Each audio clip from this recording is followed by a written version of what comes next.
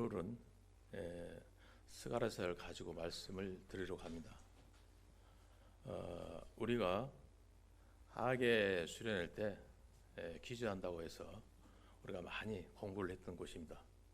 그래서 여러분들이 더 관심이 있을 거라고 생각이 돼서 오늘 이 스가랴서를 가지고 말씀을 드리도록 하겠습니다. 그러면은 먼저 스가랴서 1장 1절을 보겠습니다. 1313페이지가 되겠습니다.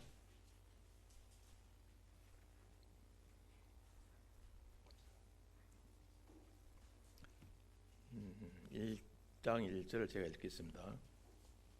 다리오 왕 2년 8월에 여호와의 말씀이 이도의 손자 베레가의 아들 선지자 스가랴에게 임하니라 가라사대. 다 같이 기도하겠습니다. 하나님 아버지 감사합니다. 이름을 거룩히 여기심을 받옵소서.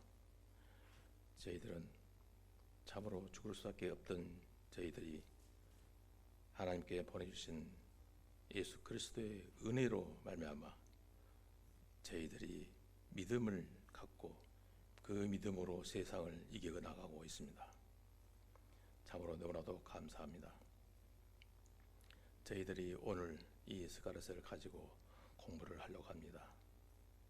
마지막 때 주님께서 재림하실 때 그것을 저희들이 좀 더 연구하고 주님께서 주시는 말씀에 따라서 그때 그 모습을 저희들이 한번 오늘 말씀을 통해서 배우려고 합니다.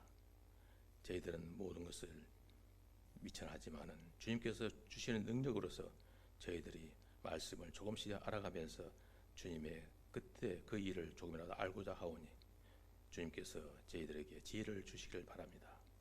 처음부터 끝날 시간까지 주님께서 함께 해주시기를 주님께 바라면서 주 예수 그리스도 이름으로 기도드렸습니다. 아멘.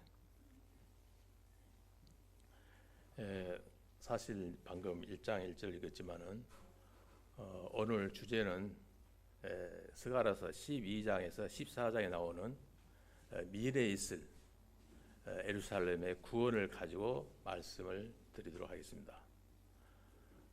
말씀드리기 전에 먼저 한 가지 말씀 부탁드릴 것은 사실 제가 설교를 하지만은 여러분들 알다시피 햇병아리에 불과합니다. 그래서 저는 어떠한 일을 말씀을 가지고 연속적으로 말씀드리기가 어렵습니다. 그래서 왜냐하면은 한 번 하고 나면 시간이 또 상당히 지나고 그렇기 때문에 어떤 한 주제를 가지고 연속적으로 말씀드리기 어렵고 그래서 단편적으로 얘기를 끝남을 이해해 주시고요. 사실 여러분도 알다시피 저는 지식이 짧습니다. 때로는 또 강하게 얘기할 때도 있습니다. 여러분들이 이러한 것을 감안해 주시고 이해해 주시면서 들어주시면 감사하겠습니다. 그러면 이번에는 스가랴서 12장으로 한번 넘어가겠습니다.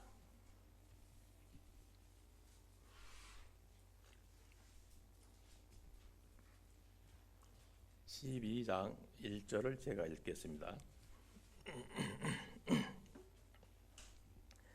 이스라엘에 관한 여호와의 말씀에 경고라. 여호와의 곧 하늘 펴시며 땅에 터를 세우시며 사람 안에 심령을 지으신 자가 가라사대. 오늘 이 말씀은 스가랴서 12장 14절에 나타나는 주님의 날과 그 다음에 나타나는 천년 왕국에 대해서 말씀을 드리려고 합니다. 사실 스가랴서는 대부분 사람들이 잘 읽지 않는 것이죠. 그래서 우리는 이 스가랴서를 공부를 열심히 했던 것입니다. 그래서 말씀드려도 이해가 훨씬 쉬울 걸로 알고 있습니다. 스가랴서는 총 16장으로 구성되어 있습니다. 기록자는 스가랴서이고요. 기록 시기는 주전 520년경으로 되어 있습니다. 즉 예수님이 오시기 전 약 500년쯤에 이 말씀이 기록되어 있습니다. 수신자는 누구냐? 이스라엘 이스라엘 백성 북왕국, 그리고 그 다음은 남왕국 유다입니다. 이 둘 다 패여간 그런 어떤 삶을 살다가 마지막 때 유다가 바벨론 땅으로 포로로 잡혀가서 정말 비참하게 그런 생활을 하는 그런 내용들이 이 성경에 기록되어 있습니다. 그 후로부터 바벨론 생활 약 70년 생활을 끝난 후에 하나님께서 그들에게 이제 국류를 풀어줍니다. 그 뒤에 전혀 우리가 알지 못했던 고레스 왕이란 왕이 갑자기 나타나서 이 사람들을 다시 이스라엘로 돌아가도 좋다 하고 포고령을 내려줍니다. 포고령을 내릴 때 처음에는 수르바벨과 함께 약 5만 명 포로들이 이스라엘 땅으로 이제 돌아오게 됩니다. 이스라엘 땅으로 돌아오게 된 후에 사람들은 무슨 생각을 하게 되냐? 성전을 지어야겠다고 합니다. 또한 하나님의 백성들이 어떻게 살아야 된다는 것을 누군가 지도자 있을 거 아닙니까? 그래서 그 두 명의 선지자가 나옵니다. 그중 한 사람은 학개이고요, 또 한 사람은 스가랴입니다. 스가랴는 하나님의 말씀을 받아서 대언하는 말씀이 여기 스가랴서 16장에 기록되어 있습니다. 스가랴의 이름은 하나님이 기억하신다로 되어 있네요. 스가랴는 말세에 있을 최종적인 일들을 예언했고, 또 특별히 다윗의 아들 예수 그리스도께서 감람산에 재림하셔서 천년 왕국을 세우시고 온 땅을 다스린다는 것을 대언하는 그런 선지자였습니다. 그래서 스가랴서의 전체 주제는 하나님께서 자신의 처소를 예루살렘에 세우시고 하나님이 직접 베풀어 주시는 정말 변하지 않는 그런 은혜를 주신다고 얘기하고 있습니다. 그리고 포로 생활에서 돌아온 이스라엘 백성들에게 뿐만 아니라 영원토록 희망을 주기 위해서 재림 때에 어떤 일이 일어나는가, 이런 것들을 일목요연하게 우리에게 잘 보여주고 있음을 알 수가 있습니다. 내용을 잠시 요약해보는 페르시아 왕 고레스가 지금은 페르시아는 이란을 얘기하고 있습니다. 바사 왕 고레스, 이스라엘 사람들에게 성전을 재건하도록 하고 예루살렘에 귀환할 수 있는 그런 사람들에게 너희들은 돌아가도 좋다고 선처를 내려줍니다. 그 다음에는 뭡니까? 성전을 지을 수 있도록 또 물자도 주고 그러면서 칙령을 내려줍니다. 그렇게 해서 그 당시 수룹밥이라는 사람이 조금 전에 말씀드렸지만 약 5만 명 달하는 유다의 포로들을 데리고 이스라엘 땅으로 돌아온다는 것입니다. 그러나 이미 70년 전에 성전은 다 해파되었고 70년 동안 사람들은 거의 거주하지 않았습니다. 성전은 폐허가 된 그런 상태이죠. 그런 도시로 남아 있었고 역시 그 주위에 다른 데도 다 마찬가지 그런 상태였습니다. 이런 상태에서 제일 먼저 해야 할 일이 무엇이겠습니까? 역시 하나님이 성전을 복구해야 하기 때문에 처음에는 그 성전을 막 기초를 놓고 참 열심히 했습니다. 그런데 주변에 있던 이교들이 너무나 아우성입니다. 도저히 참을 수 없도록 귀찮게 하고, 그래서 결국 그들은 그만두지 않았기 때문에 또 그 부에 있는 왕들에게도 막 이렇게 고소하기도 하고, 그래서 성전을 건축하다가 결국 중단하고 말았습니다. 처음에 페르시아를 떠나올 때는 성전을 짓겠다고 왔는데 옆에 있는 이교들이 하도 방해가 심하니까 결국 성전을 짓고자 하는 마음들이 시간에 따라 흐려서 시지부지 다 식어버렸습니다. 결국은 성전을 짓겠다는 마음은 어디 가버리고 자기들의 집을 짓겠다고 결국 혈안이 되었습니다. 그래서 하나님께서 학개와 스가랴에게 선지자를 보내주신 것입니다. 스가랴는 하나님을 집을 지어야 한다면서 백성들을 격려하고 격려하면서 성전을 복구해야 한다는 그런 내용을 전해주는 것이 1장에서 11장의 내용입니다. 그 다음에 12장에서 14장은 이 시대의 사람들하고는 전혀 상관이 없는 이스라엘 백성 그 시대 전혀 상관이 없는 시간이 푹 뛰어넘습니다. 그때로부터 2500년 이상 지나서 예수님이 재림하신다는 그대로 쭉 넘어가서 그렇게 역사가 되는 스가랴의 성경의 총 주제가 석 장 안에 정말로 간략하게 요약되어 있음을 알 수가 있습니다. 그리고 스가랴서 12, 13, 14장은 앞으로 하나님께서 이스라엘 땅에서 어떤 일을 하시고 그리고 천년왕국이 어떻게 이루어지는 것을 아주 낱낱이 기록되어 있음을 우리는 알 수 있습니다. 그러므로 메시아의 통치와 재림으로 이어지는 예언적인 사건들이 하나하나 일목요연하게 다루고 있습니다. 오늘 보통 사람들이 재림에 관한 얘기를 하면은 가장 많은 볼 책이 어디입니까? 요한계시록이죠. 예, 그렇습니다. 구약 성경 어디를 봅니까? 다니엘서를 봅니다. 예, 그것도 맞습니다. 그런데요, 이 두 책이 스가랴서가 없으면은 이해가 안 되는 부분이 많다는 그 얘기입니다. 그래서 예수님이 재림의 전반적인 모든 것을 잘 이해하려면은 스가랴서를 읽어야 된다는 것을 말씀드리고요. 특히 12, 13, 14장입니다. 그래서 오늘 제가 말씀드리고자 하는 것은 12, 13, 14를 읽어가면서 말씀을 드리도록 하겠습니다.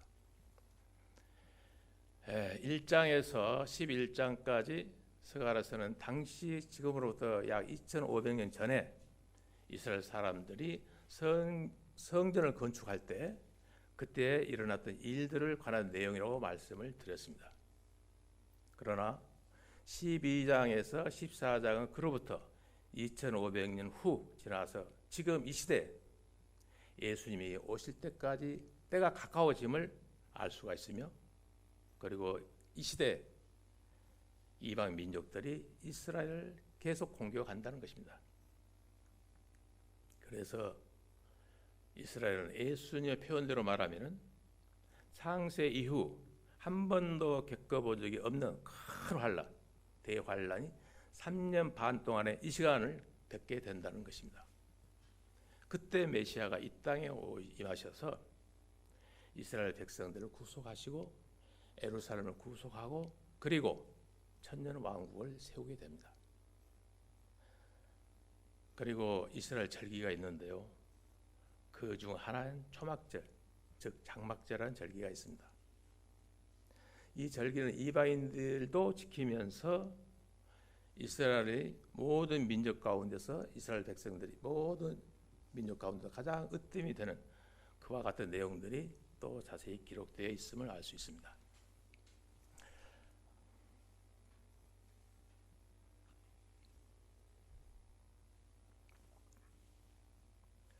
자, 그러면은 먼저 12장을 보도록 하겠는데요. 12장에서 14장은 사실 그렇게 길지는 않습니다. 여기 보니까 12장은 16절로 되었고 13절은 9절로 되어 있고 또 14절은 21절입니다. 총 합쳐보니까 44절밖에 안 돼요. 그렇게 길지 않는 장인데 여러분도 알다시피 이 얼마 길지 않는 장에 엄청난 내용들이 기록되어 있음을 알 수 있습니다. 44절 안에 그날이라는 말이 몇 번 나오냐? 17번이 나옵니다. 그러니까 석절마다 약 한 번씩 나온 꼴이 되고요. 그날에 나오는데 바로 그날이 주의 날입니다. 천년 왕국이 이루어지면서 바로 그 시점이 그날이란 것입니다. 그래서 요엘서 3장 9절에서 16절에 나오는 날도 주의 날입니다. 마태복음 24장 3절에서 31절에 나오는 대환란도 그날을 얘기하고 있습니다. 요한계시록에 가서 보면은 6장에서부터 19장 사이에 나오는 7년 환란도 그날을 표현하고 있습니다. 그날이 대환란기를 지나 천년 왕국이 이루어지는 그때를 집중적으로 여기에 12장에서 14장이 다루고 있음을 알 수가 있습니다. 이것을 저와 여러분이 좀 더 잘 이해했으면 좋겠습니다. 왜 이렇게 되느냐? 스가랴서 1장에 가서 한번 보면은 1장 14절에 하나님께서 하신 말씀이 이렇게 기록되어 있네요. 한번 다시 1장 14절 보겠습니다.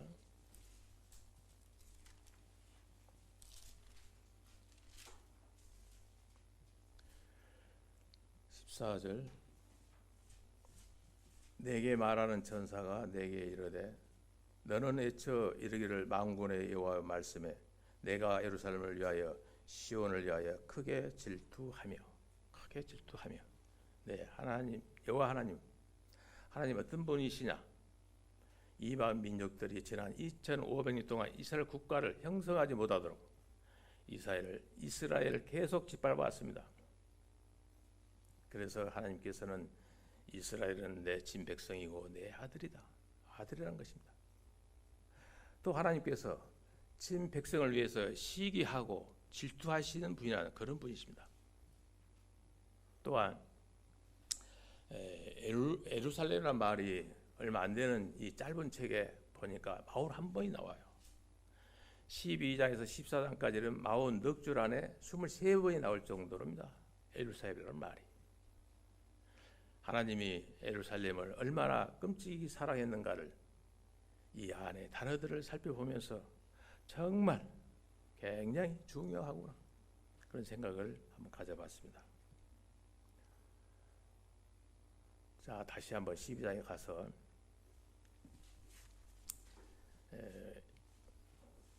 1절 보면은 이스라엘에 관한 여호와의 말씀의 경고라 됐습니다. 이스라엘 말씀의 경고라.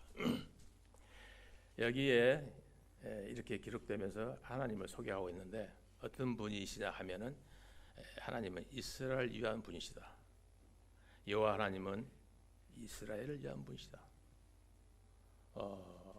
여호와께서 여호와란 말 자체가 출애굽기 3장에 가서 보면은 이런 얘기가 나옵니다. 호렙산에서 있었던 일이죠. 모세가 하나님께 물어보죠.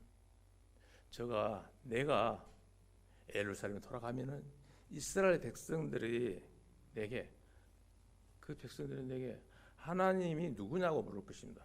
물을 텐데 내가 뭐라고 대답할 거예요? 하나님하고 이렇게 묻습니다. 그렇게 얘기를 하니까 하나님께서 뭐라고 하십니까? 나는 스스로 있는 자다. 그 뜻이 무엇이죠? 여호와잖아, 여호와라고. 그렇죠. 그렇게 되면서 스스로 있는 자라는 사실을 모세에게 계시해 줍니다. 여호와 그 하나님 누구에게 계시를 했느냐? 바로 이스라엘 백성들에게 계시해 줬다는 것입니다. 그래서 그 여호와의 하나님, 그러니까 1차적으로는 이스라엘 위한 하나님이시고 그 얘기를 하면서 맨 마지막 끝에는 무신론자, 지랄론자 마지막 때 이렇게 특세를 하면서 또 이스라엘 백성들 안에서 이스라엘 안에서 굉장히 많은 결품을 준다는 것을 우리 한번 예측할 수 알 수 있겠습니다. 스가랴서 12장 1절 중간쯤 보면은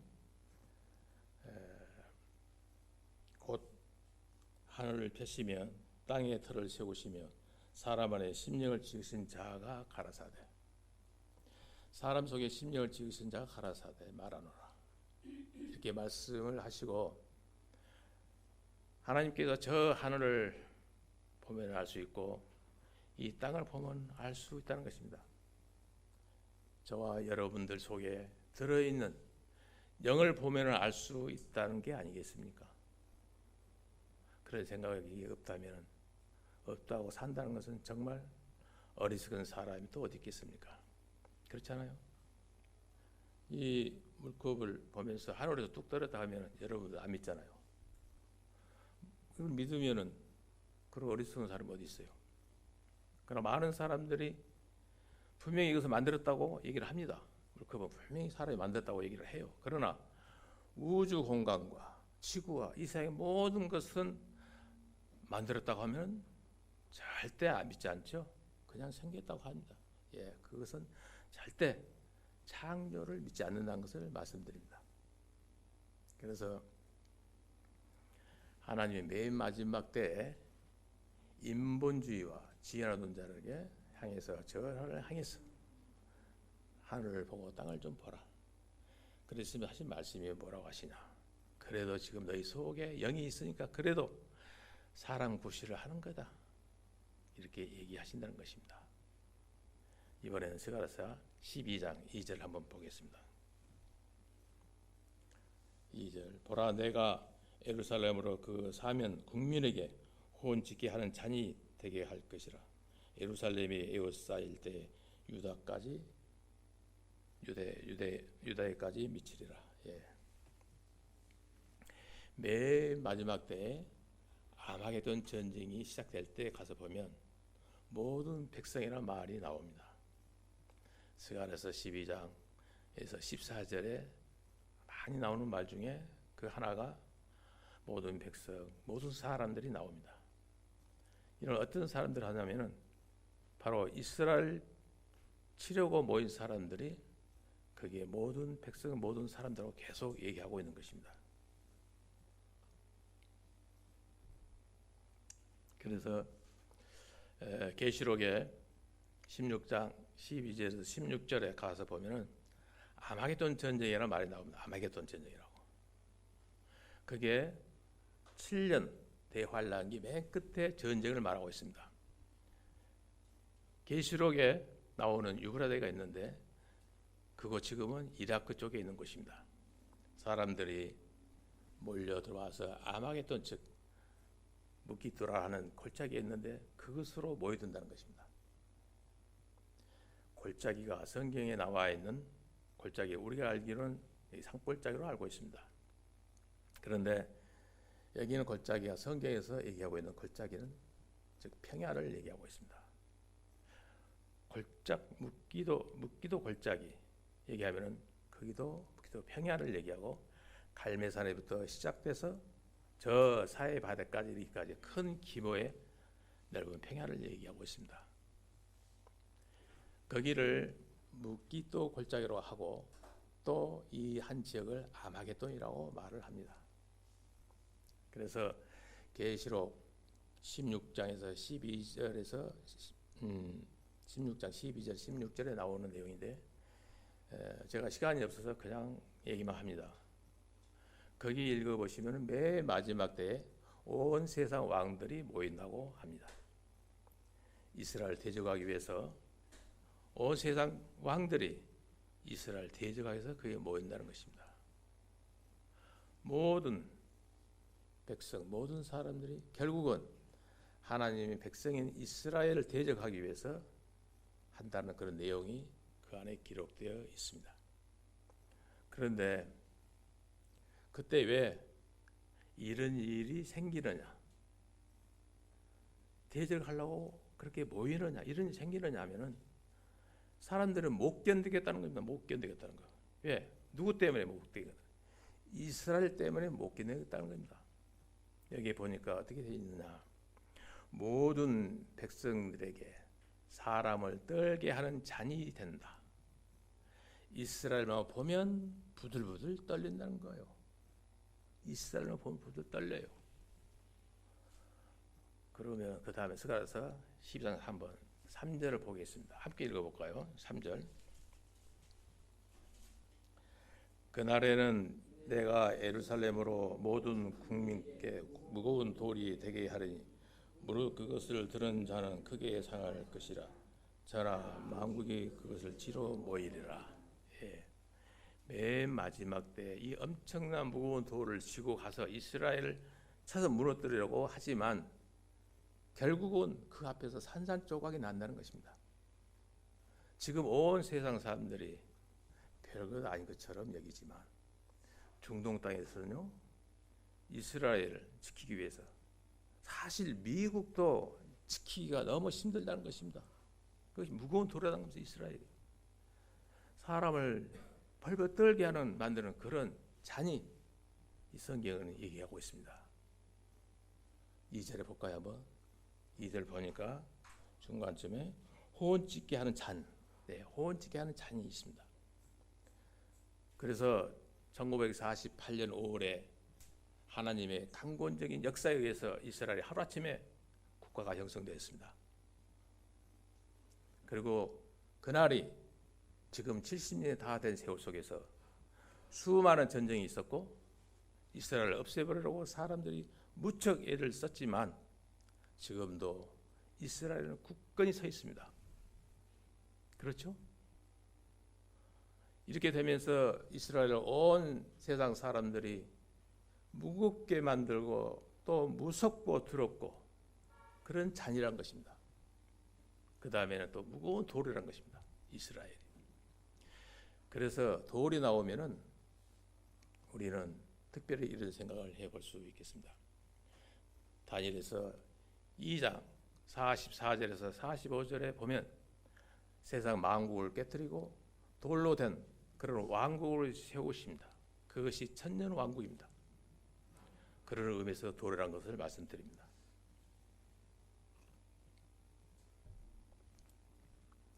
사람이 저 도저히 깨뜨리지 못하는 그런 돌입니다. 그건 돌이 바로 이스라엘입니다. 마지막 때 사람들이 아무리 노력하고 또한 유엔들 모두 합쳐서 이스라엘 땅을 치고 뺏으려고 내놓으려고 하지만은 아무리 얼음장을 놔도 절대 안 된다는 것입니다. 이스라엘 치러 온 자들이 결국은 다 산산조각이 난다고 하나님께서 말씀해 주십니다. 창세기 12장에 가서 보면은 하나님께서 아브라함을 택하시고 또 그 다음에 그에게 영원한 축복의 말씀과 저주의 말씀을 주시는 내용이 나옵니다. 영원한 축복의 말씀은 이스라엘 아브라함과 그 씨를 축복하고 그런 축복한 축복을 주고 그러죠. 또 아브라함과 그 씨를 저주한 자에게는 내가 저주하겠다고 하나님 말씀하신 말씀을 영원 무궁토록 지키겠다는 것입니다.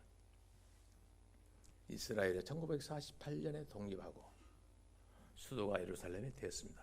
그런데요, 당연히 여러 나라 대사관을 세우려면 그 나라 수도에다가 대사관을 세우는 것이 원칙입니다. 그렇지 않습니까? 그런데 한 70년 동안 있어도 아랍 사람들이 두렵고 무서워서 심지어 미국조차도 대사관을 거기에다가 세우지 못했습니다. 지중해 저 우쪽에 있는 가장 큰 도시죠. 이스라엘에서 테라브에다 그쪽에다 대사관을 세웠습니다. 이렇게 되니까 미국에 있는 유대인들이 그 사람들은 경제적이고 모든 것을 힘을 갖고 있잖아요. 돈줄을 쥐고 있습니다.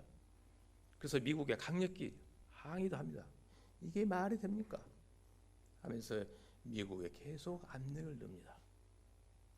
그래서 지금부터 한 20년쯤 클린턴 대통령 할 때 의회에서 모르겠어 무엇인지 몰라도 승인을 해주면은 테라브에서 예루살렘으로 대사로 옮기겠다고 지금부터 20년 전에 약속을 했습니다. 그 뒤로 클린턴, 부시, 오바마 역대 대통령들이 다 그것을 하겠다고 승인했다는 것입니다. 그랬으면 옮겨야 되지 않겠어요? 그런데요, 다들 아랍 국가들이 사실 무서워서 옮기지 못했습니다. 그런데 트럼프 미 대통령이 지난 대선 때 공약으로 미 대사관을 텔아비브에서 예루살렘으로 옮기겠다고 약속을 했습니다. 그 약속대로 딱 70년이 되는 지난달 5월 14일 날 대사관을 옮겼습니다. 그래서 우리 그리스도인들이 이런 일을 생각하면서 바라볼 때 이런 일은 절대 우연한 일이 아니구나 하는 생각이 중요하지 않을까 그렇게 생각됩니다. 이런 일을 보면서 마지막 때에 우리 하나님께서 이루고자 하신 뜻이 정말 온전히 이루어지시기를 바랍니다 하고 저는 기도할 뿐입니다.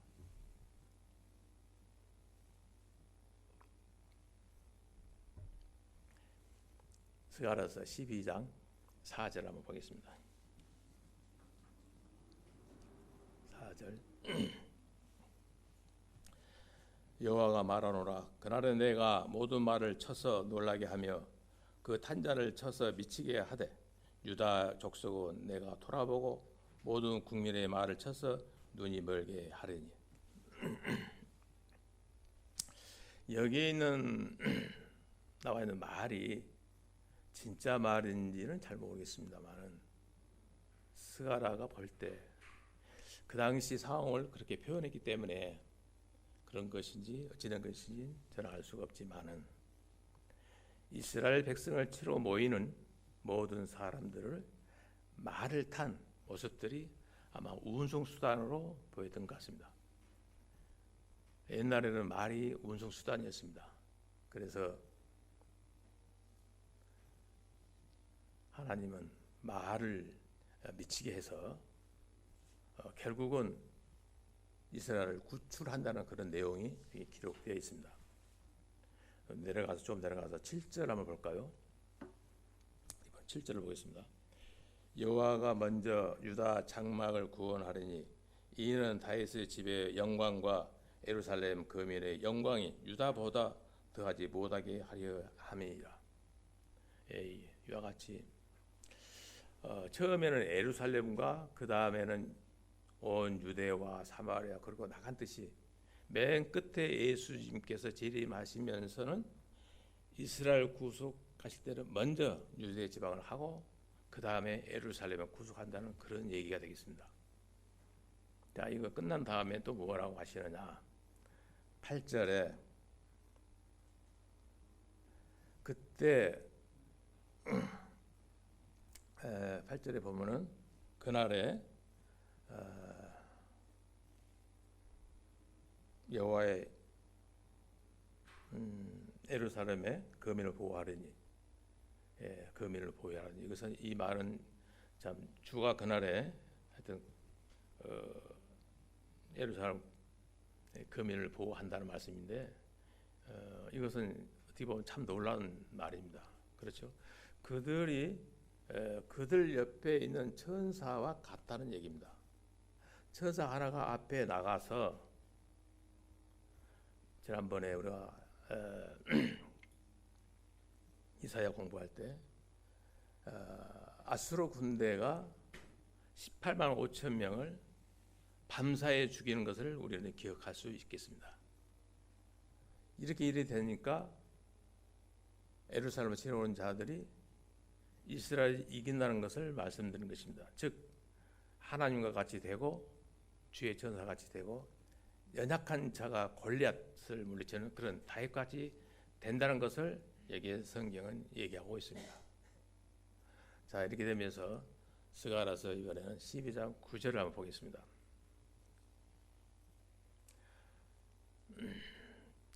예루살렘을 치려오는 열국은 그날에 내가 멸하기를 심쓰리라.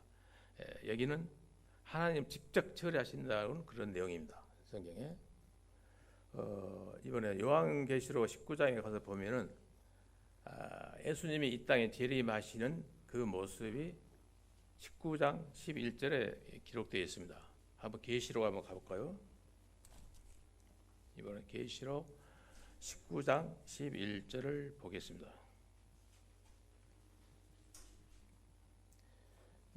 또 내가 하늘이 열린 것을 보니 보라 백마와 탄자가 있으니 그 이름은 충신과 진실이라.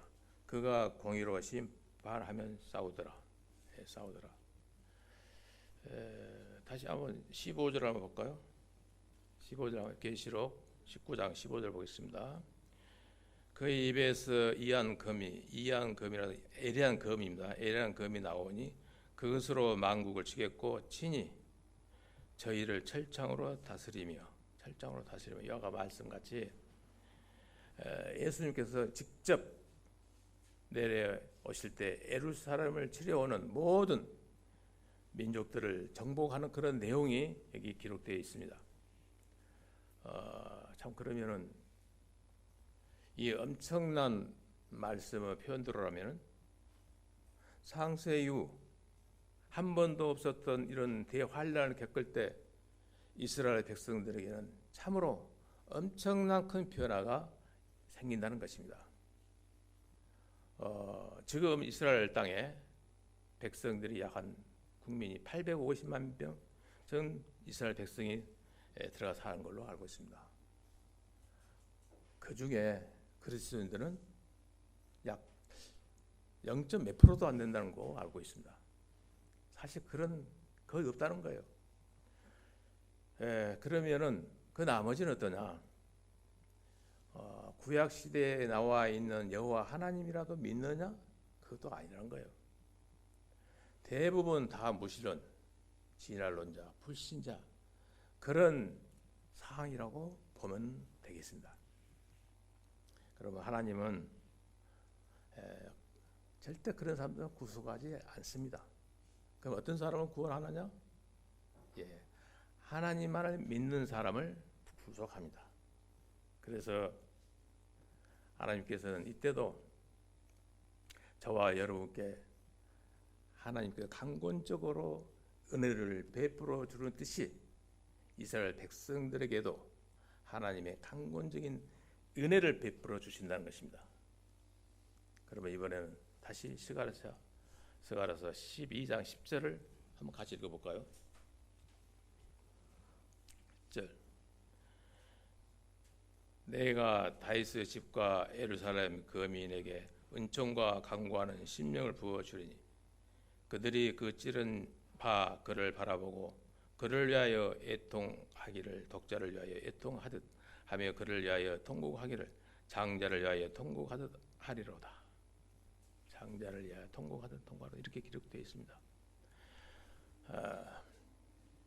그래서 은혜의 영광을 강구하는 자에게는 영을 하나님께서 부어주시고 그러신다고 말씀이 또 요엘서 2장 28절 29절에 있습니다. 그거 한번 보겠는데요. 또 사도행전 2장에도 마지막 날에 또 잘 설명되고 있습니다. 그러면은 한번 요엘서를 한번 볼까요? 1272페이지가 되겠습니다. 요엘서 2장 28, 29절을 한번 보겠습니다. 제가 읽겠습니다.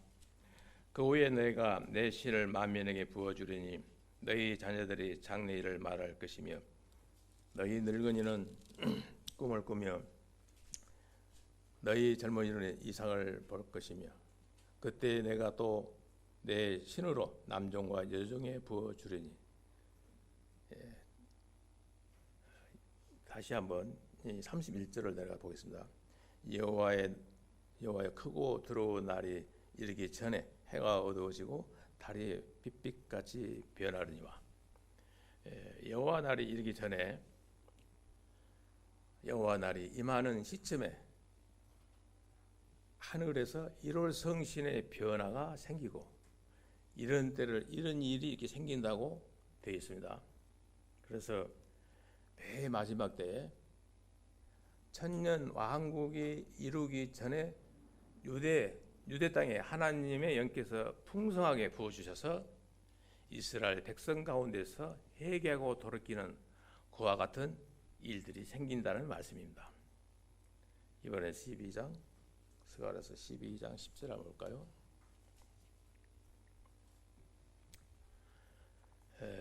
여기서 10절에 보니까 예수님께 내려오실 때 여호와를 가리켜서 그들이 나를 자기들이 찌른 나를 본다는 것입니다.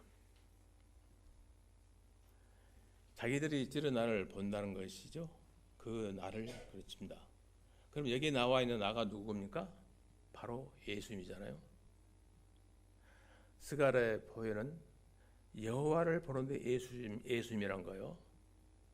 예수님이니까 여호와가 예수님이란 것을 우리는 부인하면 안 됩니다. 14장 1절에 보면은 여호와 날이 이르라, 하나님 말합니다. 2절에 내가 내 열국을 모아 예루살렘과 싸우게 하리니, 여기도 내가 누굽니까? 여호와 하나님이십니다. 4절에 그날에 그 발이 예루살렘 앞 곧 동편 감람산에 서실 것이요. 예, 여기에도 누구입니까? 여호와 하나님이십니다. 여호와 하나님이 누구십니까? 맨 마지막에 감람산에 오실 분, 바로 예수님이십니다. 예수님이에요.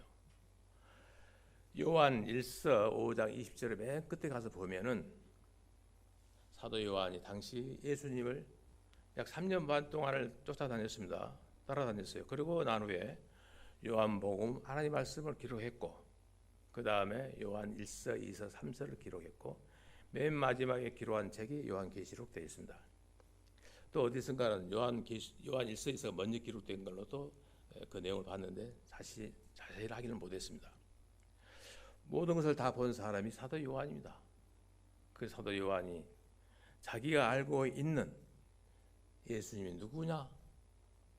한마디로 요한 1서 5장 20절에 이렇게 기록되어 있습니다. 한번 볼까요? 393페이지가 되겠습니다.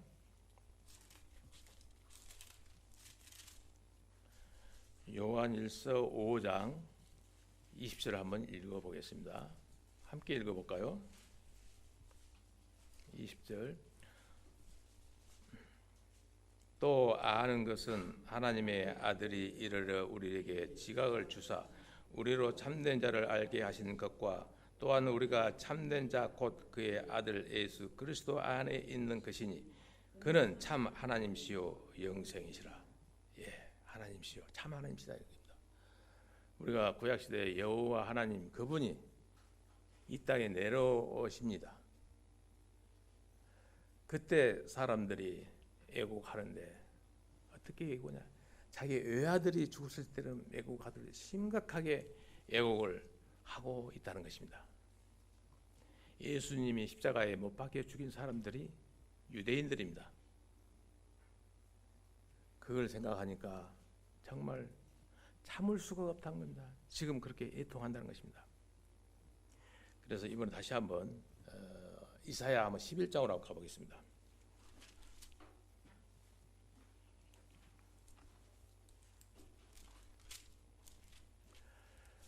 979페이지가 되겠습니다. 11장 9절을 한번 보겠습니다. 11장 9절. 나의 거룩한 산 모든 곳에서 해됨도 없고 상함도 없을 것이니 이는 물이 바다를 덮음같이 여호와를 아는 지식이 세상에 충만할 것입니다. 충만할 것입니다. 지금은 우리가 주님을 잘 모릅니다. 많은 사람들이 잘 몰라요. 그러나 천년 왕국이 시작되면은 온 땅이 주님을 아는 지식으로 꽉 찹니다. 더 이상 이제 믿어라 말라 그런 얘기 할 필요가 없다는 것입니다. 그것이 바로 천국 왕 때의 것입니다. 자, 이렇게 되면서 하나님께서 매일 마지막 때 이스라엘 백성들을 이제 단련시키는 내용이 나옵니다.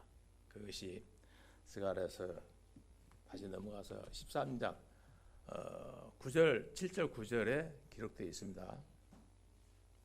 13장 먼저 8절을 한번 읽어보겠습니다. 8절을 여호와가 말하노라 이 온 땅에서 3분의 2는 멸절하고 3분의 2는 거기에 남으리니, 여기는 온 땅 지구가 아닙니다. 팔레스타인 땅을 얘기하고 있습니다.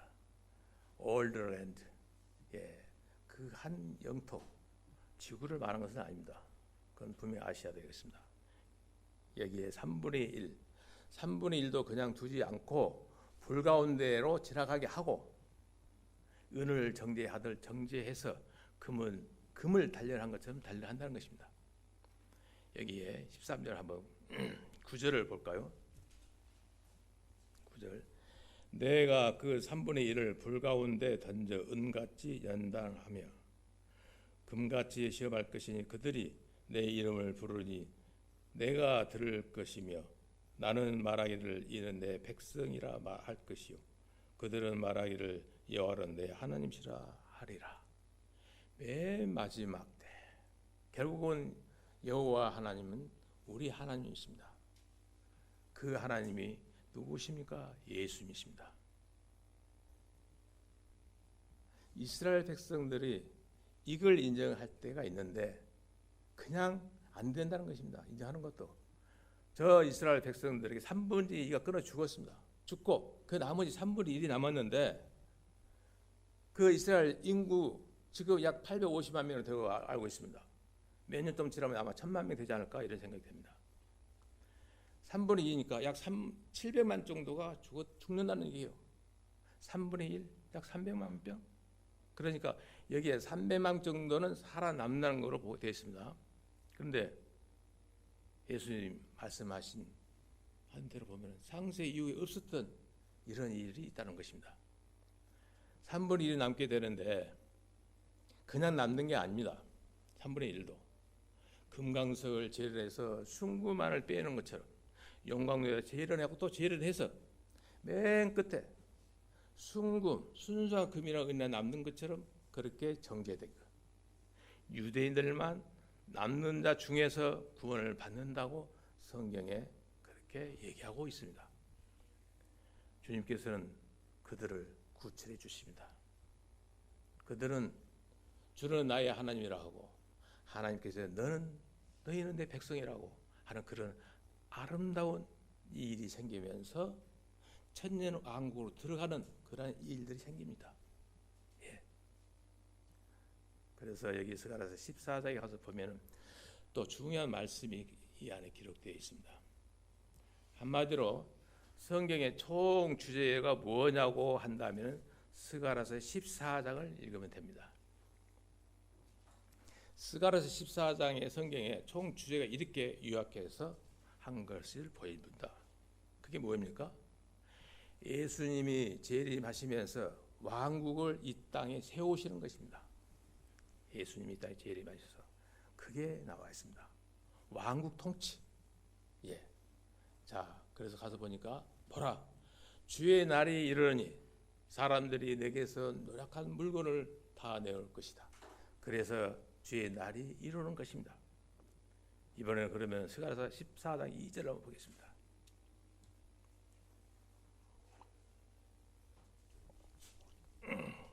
(2절) 14장 2절. 내가 열국을 모아 예루살렘과 싸우게 하리니 성읍이 함락되며 가옥이 약탈되며 부녀가 욕을 보며 성읍 백성이 절반이나 사로잡혀 가려며 남은 백성은 성읍에서 끊쳐지지 아니하리라. 그러니까 저 예루살렘은 7년 환란기 때까지 어려움을 당한다는 것입니다. 어려움을. 그 내용이 어디에 기록되어 있습니까? 그것을 우리 한번 요한계시록 11장을 한번 가보겠습니다.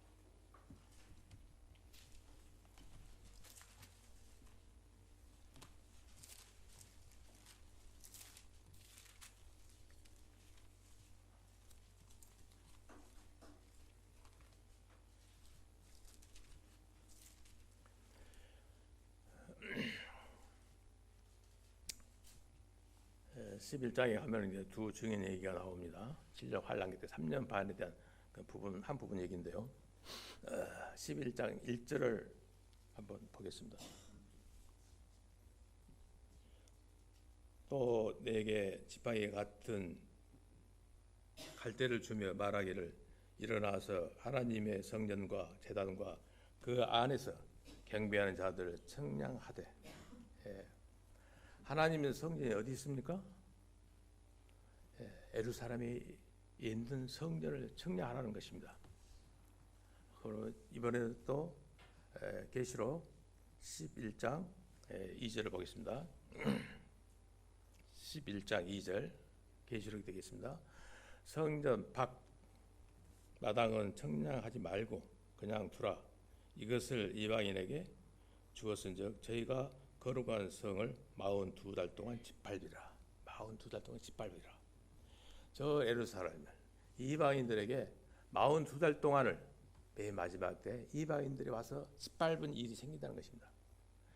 마지막 때 모든 민족들이 침입해서 예루살렘을 반을 다 포로로 잡아가는 그런 악한 일이 생긴다는 것입니다. 이런 가운데 우리가 스가랴서 다시 한번 가서 14장에 3절을 한번 보겠습니다. 14장 3절 스가랴서 그때 여호와께서 나가사 그 열국을 치시되 이왕 전쟁 날에 싸우는 같이 하시리라. 이왕 전쟁 날에 즉 과거에 주님께서 싸우시는 것 같이 이스라엘을 위해서 싸우신다는 그런 내용이 여기에 기록되어 있네요. 스가랴서 14장 4절에 보면은 맨 마지막 날에 즉 맨 마지막이 뭡니까? 우리도 즉 마라톤을 했으면 결승점을 통과해야 그것이 끝이 납니다. 그렇지 않습니까? 예수님이 재림도 이루어지면서 재림이 어디서 이루어지느냐? 감람산에 발을 탁 들어 놓으실 때 그때 지상의 재림이 끝나는 것입니다. 감람산에 발을 딱 들으실 때 지상 재림이 그때 끝나는 것입니다. 14절 그날에 그 발이 예루살렘 앞 곧 동편 가나안에 서실 것이요. 예수님께서 감람산에 내려오실 때 어떤 현상이 일어나느냐? 바로 감람산의 동에서 서쪽으로 나눠지며 반은 북쪽으로 남은 절반은 남쪽으로 갈라집니다. 14장 4절에 보니까 매우 큰 골짜기가 되어서 산 절반은 북으로 절반은 남으로 옮기고 자 이렇게 되면서 어떤 일이 생깁니까?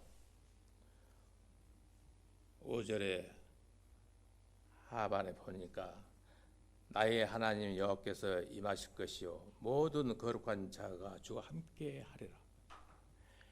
함께 하라. 주와 너와 함께 임한다고. 그러면서 예수님 오실 때 지상에 재림하실 때 누가 올까요? 다시 한번 계시록 한번 보겠습니다. 이번에는 계시록 19장을 한번 보겠습니다. 누가 가져오는가? 19장에 가서 보면 누가 예수님하고 함께 오는데 19장 14절을 한번 보겠습니다. 19장 14절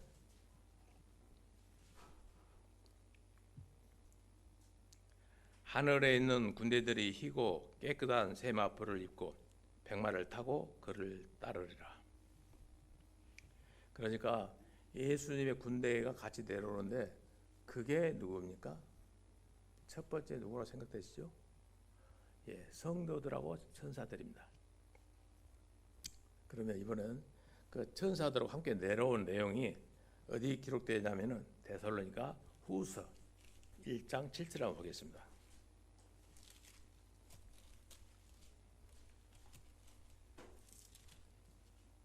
데살로니가 후서 7장 334페이지가 되겠습니다. 데살로니가 후서 1장 7절 읽겠습니다. 환난받은 너희에게는 우리와 함께 안식으로 갚으시는 것이 하나님의 공이시니 주 예수께서 저희 능력에 천사들과 함께 하늘로부터 불꽃 중에 나타나실 때에 그래서 천년왕국 때에 창조물들이 기다리고 있고 또 하나님의 아들들이 나타남을 기다리고 있다는 것입니다. 그게 누굽니까? 성경에 하나님의 아들들. 누구를 하나님의 아들들이라고 합니까? 저와 여러분들 같이 구원받은 하나님의 사람들은 하나님의 아들들입니다. 그래서 여기 문맥을 앞뒤로 쭉 살펴보면은 예수님이 나중에 재림하실 때는 그러니까 천사들도 오고 그 다음에 구원받아서 휴거받았던 하나님의 백성도 함께 내려오신 것을 우리는 알 수 있습니다. 그 다음에 어떻게 들어가면 스가랴서 이번에는 14장 한번 9절을 보겠습니다.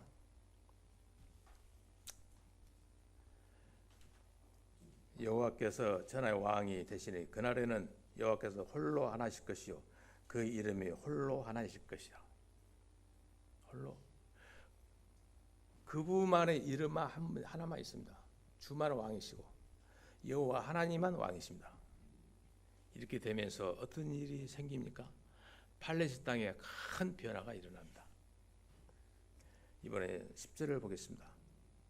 온 땅이 아라바 같이 되며 게바에서 예루살렘의 남편 니몬까지 미칠 것이며 예루살렘 높이 들려 높이 들려 예루살렘 높이 들린다는 겁니다. 이스라엘 땅이 변화가 생겨서 골짜기가 높이 올라오고 산들이 밑으로 내려가는 그런 평야가 생긴다는 것입니다. 그래서 그것을 한번 어디에 기록됐는지 이사야 한번 40장으로 한번 가보겠습니다. 이사야 40장 3절 5절 한번 볼까요? 페이지 수는 1013페이지가 되겠습니다.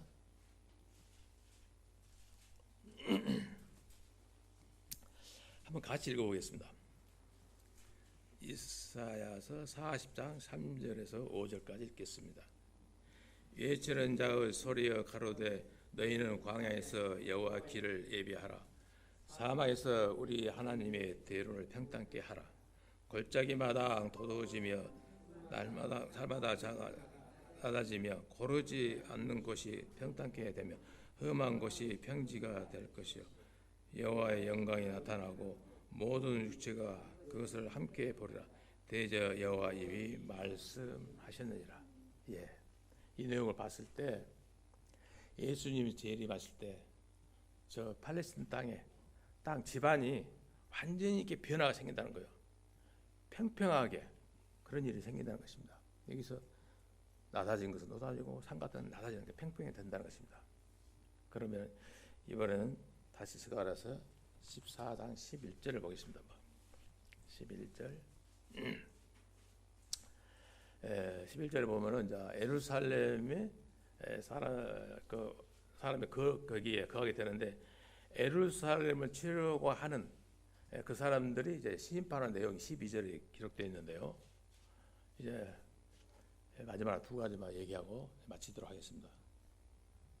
마지막 때 어떤 일이 생기는가? 14장 한번 12절을 함께 읽어보겠습니다. 14장 12절 예루살렘을 친 모든 백성에게 여호와께서 내리실 재앙이 이러하니 곧 섰을 때 그 살이 썩으며 그 눈이 구멍 속에서 썩으며 그 혀가 입 속에서 썩을 것이라. 이 내용이 우리 무엇과 똑같습니까? 원자폭탄 터질 때 그처럼 보여지죠? 그러나 핵폭탄이 터지면 핵오염 때문에 심각해질 겁니다. 여기서는 사실 우리는 주님의 능력을 잘 압니다. 주님이 번쩍하고 나타나면 그 살이 녹아버리고 그 일이 그런 일이 생긴다는 것입니다. 우리가 희스기야에 봤어요. 아수르 군대가 하룻밤 사이에 18만 5천 명이 그냥 순식간에 죽어버렸어요. 그거 보셨잖아요. 그러나 하나님의 능력을 생각하시면 됩니다. 더 이상 생각하지 마세요. 복잡하게 생각하지 마세요. 하나님의 능력만 생각하시면 됩니다. 네, 그렇습니다. 스가랴서 14장 16절 19절에 보면은 이제 드디어 천년 왕국이 시작됩니다. 14장 16절에서 19절에 이 천년 왕국이 시작될 때 가장 중요한 것이 또 명절에 나옵니다. 그것이 초막절입니다. 레위기 23장에 가서 보면은 하나님의 7가지 명절이 나옵니다.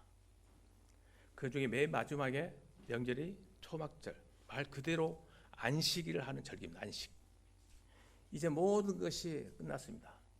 이제는 초막절만 남아서 초막절을 지키는데요. 원래 이 초막절은 이스라엘 사람들 절기예요. 우리 같은 이방인들에게는 지킬 필요가 없습니다. 그런데 싸우러 왔다가 남아있는 이방인들이 있었습니다. 천년왕국에 들어갔던 이방인들도 반드시 초막절을 지켜야 한다는 것입니다. 스가랴서 한번 16장을 한번 읽어볼까요? 16절 14장 16절 예루살렘을 치려왔던 12개의 남은 자가 해마다 올라와서 그 왕 만군의 여호와께 숭배하며 초막절을 지킬 것이라. 그래서 14장 19절에는 초막절을 지키러 오지 않는 모든 민족들이 받을 벌에 대해서 17절에서 18절에 그 장막절을 반드시 지켜야 한다는 그런 내용이 나와 있습니다. 먼저 19절을 한번 읽겠습니다. 19절을 애굽 사람이나 열국 사람이나 초막절을 지키려 올라오지 아니하는 자는 받을 벌이 이러하니라. 받을 벌이. 애굽 사람이나 이방인들이나 초막절 지키지 않으면은 어떤 벌이 내리는가? 17절, 18절 한번 보겠습니다. 17절.